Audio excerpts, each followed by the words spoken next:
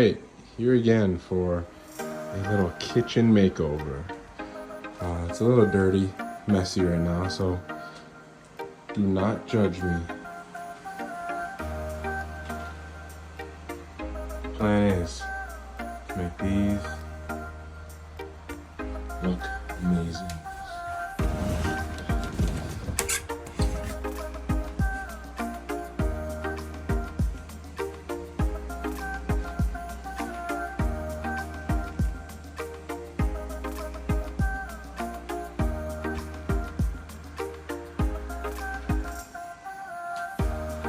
So the first thing I did was I got tape and numbered all of the doors, just so that when I'm putting everything back, I can get the right doors put back in the same place.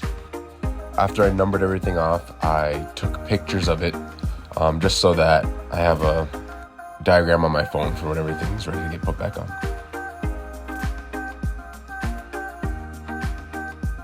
All right, step number 2 is taking off all of the hardware. This sucked, but had to be done. I did think I was gonna reuse the hinges, soak them, clean them, and then paint them, but realized hinges are cheap as shit, so I just bought brand new ones.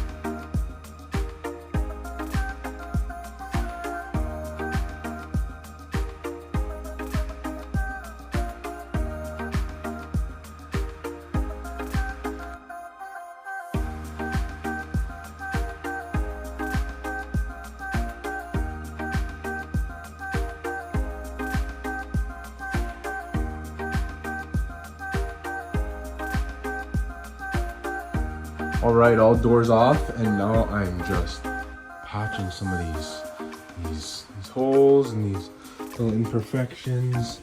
I'm gonna come back around. I'm gonna take these knobs off and patch those holes because we'll be changing the handles. Okay. A little bit of LSU Perzado. Now that everything's off, brought everything out to the garage and started to set up. Had a little help from my roommate Lorenzo, and here we're cutting all of the boards to add to the cabinets to make them shakers.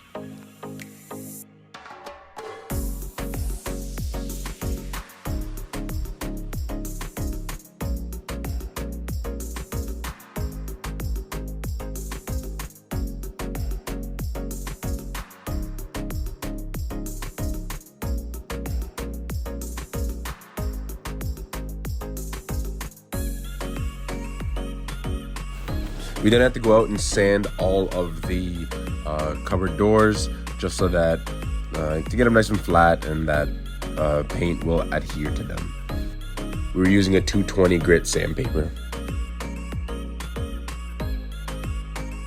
Then went back inside with the 220 to sand everything off, to get them all nice and smooth.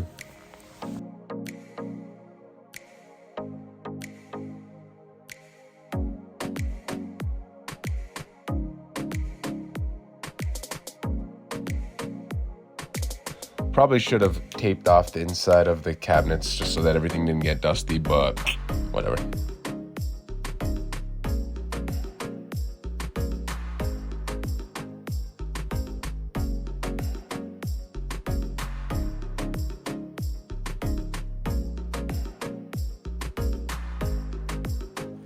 For the doors, I cut all of the MDF to 2 1/4 width for the rails and the stiles.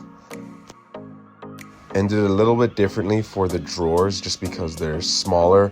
And I figured if I had 2 1/4 all the way around, it would just look too bulky for especially some of the smaller drawers.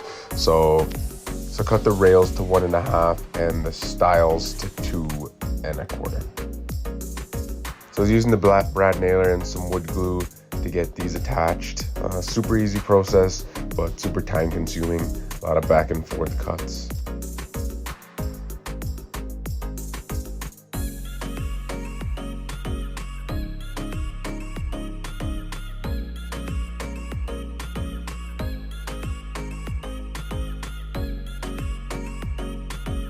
All right, so we out here working, and broke boy kitchen remodel is going pretty good. I'm about 70% done.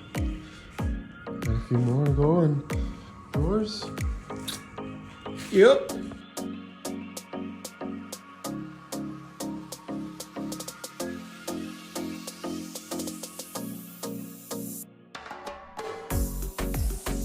All right, back to Home Depot again. I did not measure right, but here we are, more sheet. So what I did after getting all the MDF glued on and brad nailed in, I added a little bit of spackling to fill up all the pinholes and to put on the flat exterior edges, just so that you can't see that it was another piece added on top of the drawers, so that they look nice and smooth.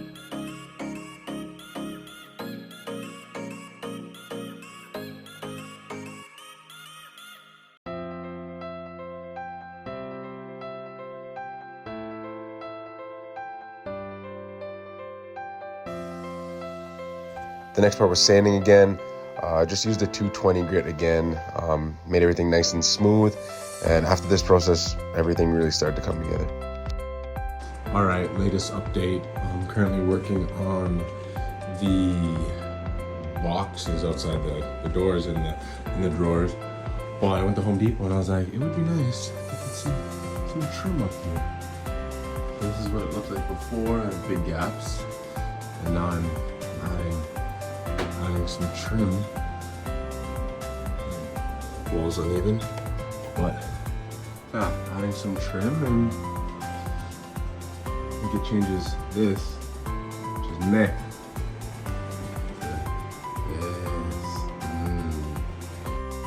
All right, now it's time to prime.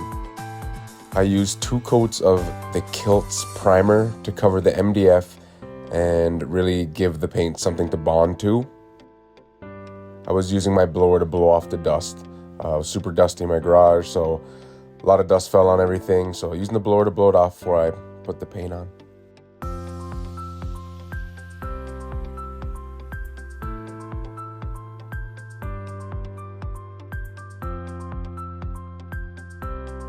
Then we went inside and primed everything else. I had a lot of patches inside, so I wanted to really get them covered before the final coat of paint.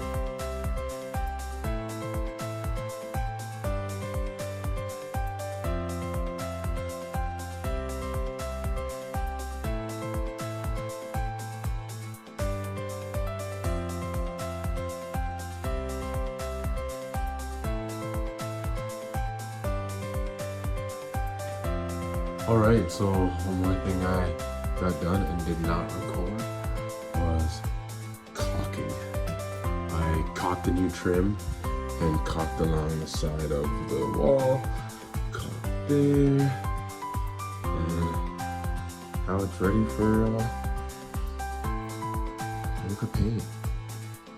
Thin primed, only did coat of primer on this because they're already white, so. The next thing I did was added little 1-inch hooks to each of the doors. This is so that when it's time to spray, I can hang them up on hangers. I also went over all of the doors one more time with a quick sand, just in preparation for that final spray.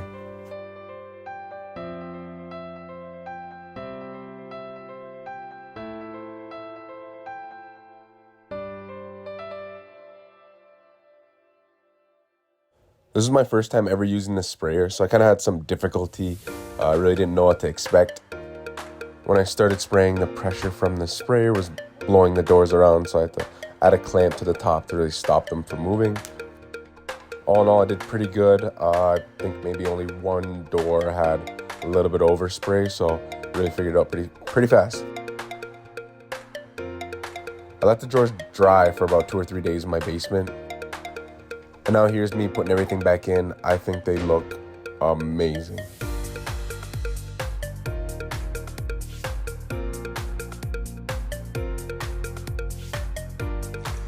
Alright, just finished putting back all the hinges, all the doors. And here's a first little sneak peek.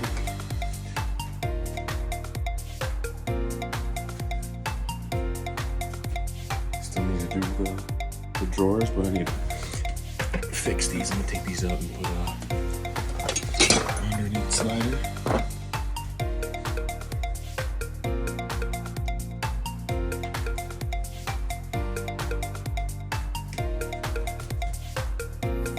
So I ordered this little jig on Amazon. It was probably like $10. I really should have opted to buy the more expensive one.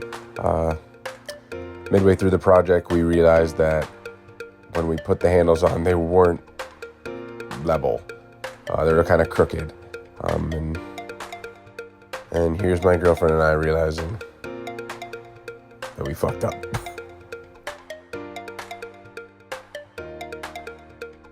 All right, so we just went through and we started drilling the holes and putting on the handles. And what happened was, with this handy dandy little jig, when you did it on the left side, it was straight. But because how it works, you have to flip it around. And because of that, it was a little off. Or it was just because of me.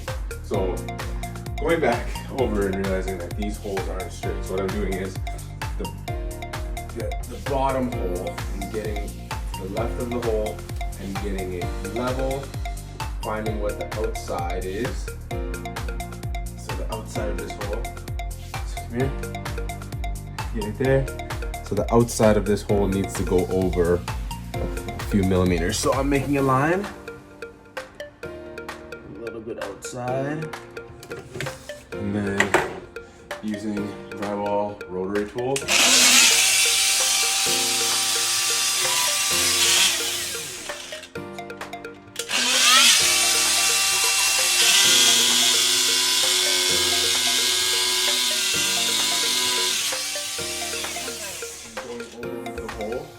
Millimeters, and I'm happy we didn't drill all the holes. Last thing I did is I went through and fixed all of the drawers because they're all shaky like this. I didn't take a video of it, but... And here we go, the final transformation. I was quoted $2,300 to get new cabinets for this kitchen and was able to do it for, I think, under $300, maybe $200. I was without a kitchen for about a week and a half, but at the end of the day, I've saved a lot of money and it's super satisfying to see this and see that, hey, you can do this stuff yourself. Really hope you learned something from this, and thank you for watching.